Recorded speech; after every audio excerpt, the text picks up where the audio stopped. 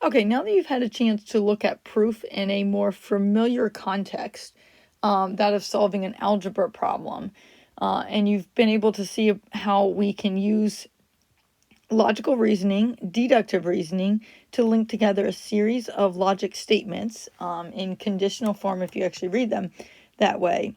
Let's revisit what we did with our first geometric proof, proving what we are going to call the midpoint theorem. So the statement right here that we have on our paper, let's go ahead and I should have done this with you guys. Let's go ahead and put a label with that, and let's refer to this as the midpoint theorem, just for future reference in this class. And this is what we've already attempted. And what we did is we set it up as kind of a flowchart proof. So there's many different versions of proofs, and I want to take a step back and kind of just talk you through some of the differences and the advantages of them. So this was a version of what we came up with yesterday, and this might have looked the same as what happened in your class or slightly different, because the order is not so much important, or the layout, as much as the arrows and what is leading to what. So actually another version of this, just to kind of go through, I'm going to go through the same steps, and you've got this on your paper as well, would be to sort of, if we think of a proof as the first part of it is the brainstorming part, drawing conclusions to connect to something else we've been working on, another skill that I had you working on last night, is we were given information here, and the most specific conclusion we can make using our definition, because we haven't yet proven the theorem. So assuming that we're trying to prove that, we have to use our definition, and we can say that the two parts are equal to each other. Now, as soon as you have one equation, that's a good start, but you can't do much with it. So you need at least two equations, and then you can start to do things with them. And this is where things are a little bit different than an algebraic proof, where you take the equation, you do something to that, and you do something to that, and you do something to that, and you get from beginning equation, which is super complicated, to x equals whatever. Okay, this is going to have some algebraic components to it, but we're also trying to get to some conclusion, starting from words usually, starting from a statement that we have something as a midpoint.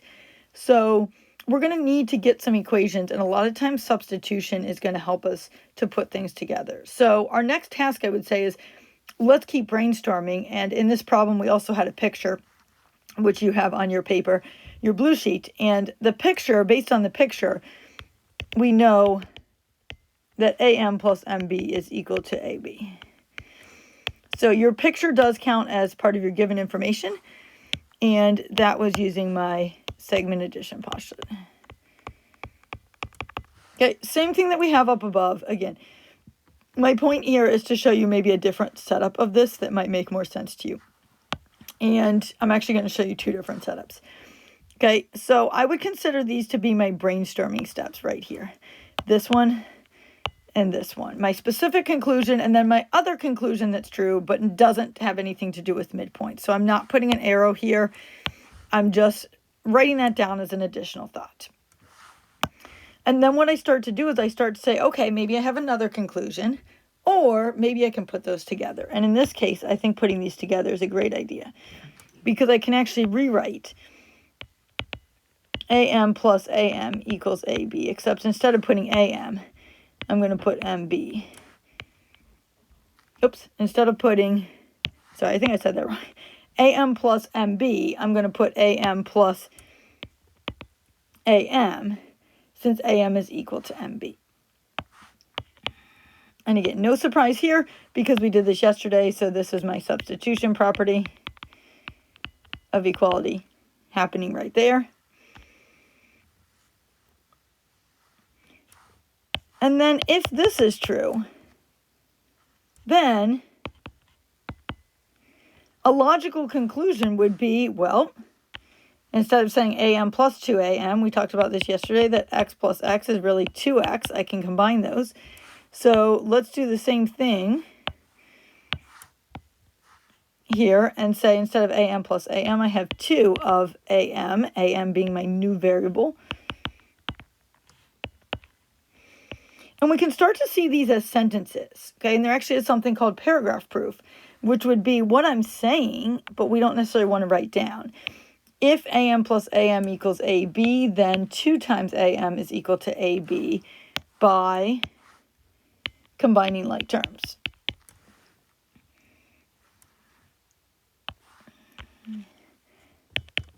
And then if that is true, well, then it follows that AM is equal to 1/2 AB because of my either multiplication property equality or my division property of equality, depending on if you want to look at that as dividing by 2 or multiplying by 1/2 on both sides. And that's a different layout, so I'm going to put them both on the screen. Those are showing the same thing. Of course, I didn't do my very last step.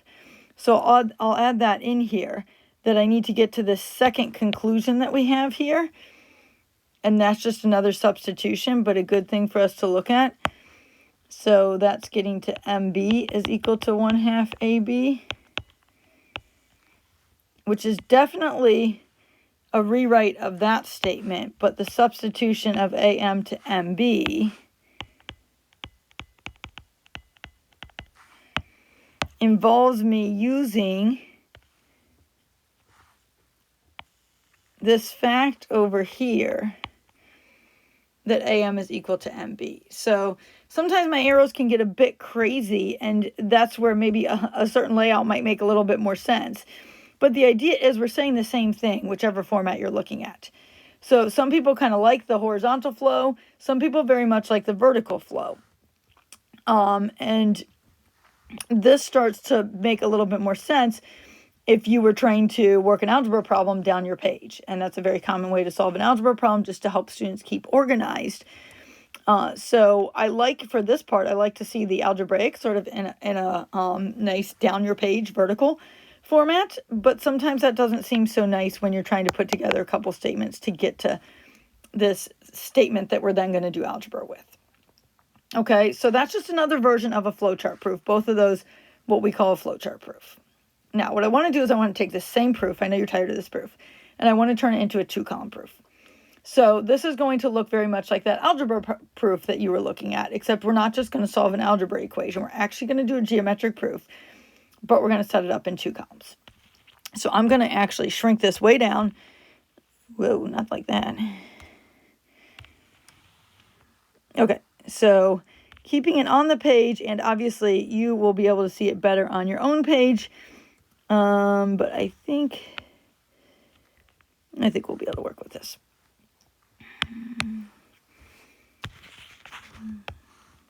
And then when we do a 2-column proof, we're going to set it up with statements on the left and reasons on the right. I often abbreviate that R and S. So eventually I'll get lazy and do that.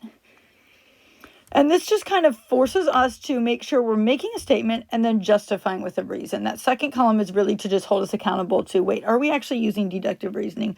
Are we making sure that we have a legitimate reason for saying this? Can we justify this with a property, a definition, a postulate, or eventually a theorem? So I'm not going to do too much thinking as far as my statements here. I'm going to do a bunch of rewriting, and I want you to rewrite this on your page too, so that you have a second version of this, because my guess would be that most of you will end up liking this version better. That's just based on past experience of teaching students to write proofs, is that this makes sense to their brain. M is the midpoint of AB. That was my given information, so I'm not going to think too much about that. Then here's where I start to do my thinking, and I'm going to draw the most specific conclusion I can. And we said, hey, if M's the midpoint of AB, it makes sense to say that AM is equal to MB. And how do I know that? A lot of times this word here can help us. That word in statement 1 leads to a conclusion in statement 2, because we're reading this as an if-then statement, and my justification, then I get to use definition or sometimes theorem of that word.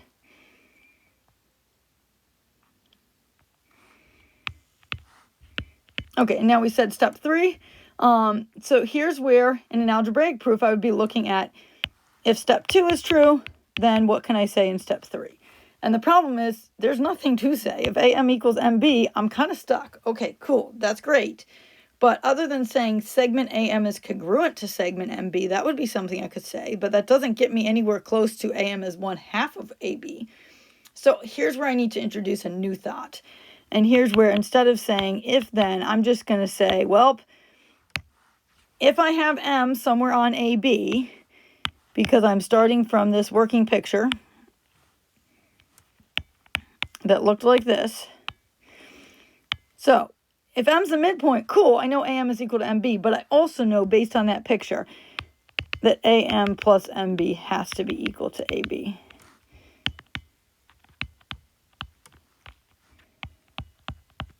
By my segment addition postulate. So this is my brainstorming part of my proof. I just came up with that thought. Actually, you guys came up with that thought, and we all agreed that that was true. So it's worth writing down, because what it gets me to is I now have 2 equations. And as soon as I have 2 equations, then I can start to do something with them. And here's where I start to get the ability to use some of those properties to put things together and then ultimately get to the conclusion that I'm looking for. So I'm looking to put those 2 together. And now I'm looking to say, okay, if this is true and this is true, then what can I do? Well, I can take step 3 and rewrite it. And instead of MB, I can put AM in place of that.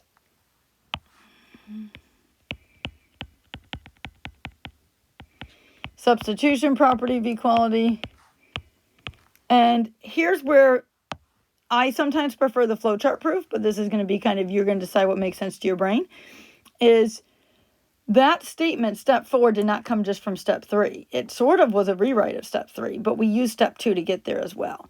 And that's sometimes hard to see in a 2-column proof. We don't usually put the if and the then. I'm sort of putting that to indicate how I'm thinking through this and how I'm reading this. But usually it's just a series of statements, and you don't have that flow. You don't necessarily see where things are coming together. And it's hard for students when they're beginning to write proofs, because they're trying to figure out, wait, how did we get from there to there? And we actually needed both of those steps to get there. So again, just a difference between a geometric proof and an algebraic proof. I'm going to wrap this one up because you guys know what's coming next. 2 times AM equals AB. Here's the algebraic part that feels very good to write down the page. Notice I'm numbering my steps. That's just to keep things in an orderly manner, so it's easy to follow. And this is my MPO or DPO.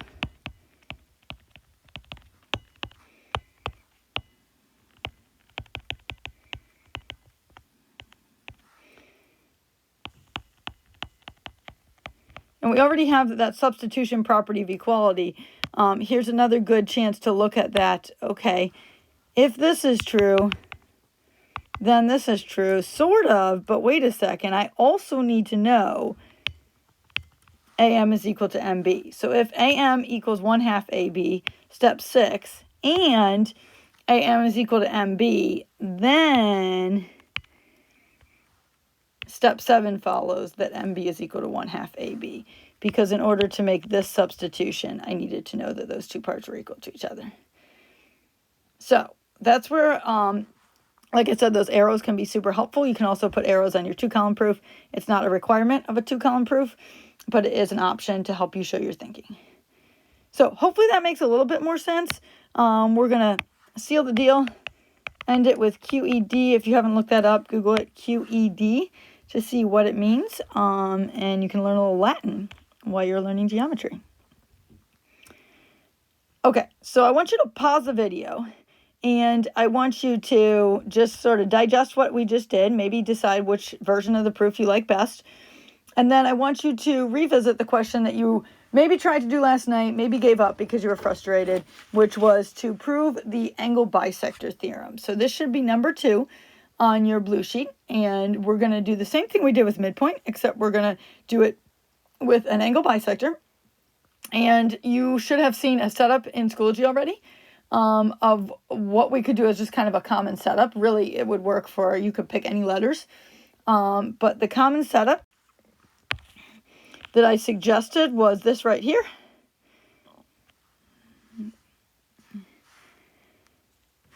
And that's just a note. This one's not in the book. I'll try to give you reference numbers for the book. So similar to my midpoint theorem where we said each part is going to be half the whole if I have a bisector, well, yeah, I can say that angle 1 is congruent to angle 2, but that's going to be my definition of angle bisector that tells me that. So something new and different that I haven't yet justified, but would make sense to our brains is, well, angle 1 is going to have to be half of the entire angle ABC. And likewise, the measure of angle 2 is going to have to also equal 1/2 of the entire measure of angle ABC.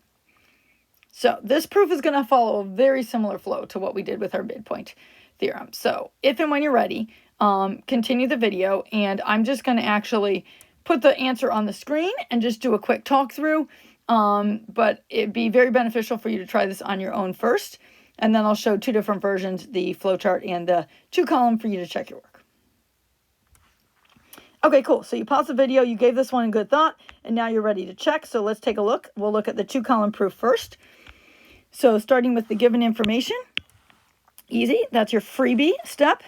And then we went to using our definition. So remember I said that if you have a definition, a word here, then definition of that is a good thing to use in your second statement. That makes you draw the most specific conclusion that you can. And that is the most specific thing I can say. If we have a bisector, then the two angles created are have equal measures. And then remember step 3, similar to in my previous proof, is a random step. And in fact, we could have put this as step 1. So order is kind of important here, but the order in this case, this statement, step 3, actually could have gone at the beginning of the proof because it's not dependent on step 1 or step 2. It's just something we know based on this given information. The picture is part of the given information. And based on that, we know the measure of angle 1 plus the measure of angle 2 has to equal the measure of angle ABC. Angle addition postulate is going to be super helpful for just giving me another equation to work with.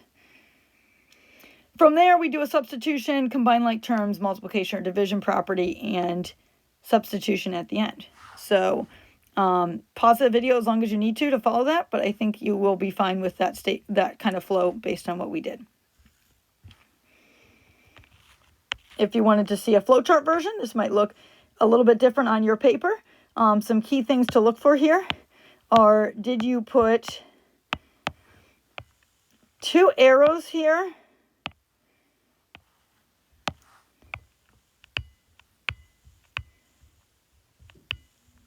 To get this step here.